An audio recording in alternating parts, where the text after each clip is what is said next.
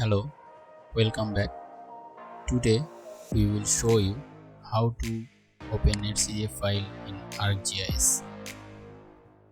Go to Arc toolbox, then find multidimensional tools and then click make NetCDF Raster Layer. Input the NetCDF file you downloaded earlier.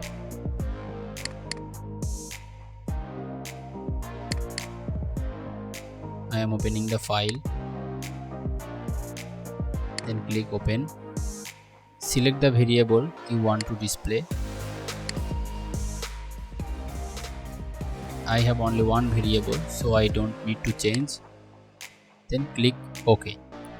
I have opened the NetCDF file in ArcGIS as a raster. If you want to save the raster as TIFF or IMG, then right click on the layer, go to data, then export data. Select where you want to save and choose the file type and click save. You can find NetCDF data from various sources. Follow this tutorial and visualize it. If you find this tutorial helpful, don't forget to give it a thumbs up and subscribe to our channel for more geospatial tutorials. Thanks for watching and happy mapping.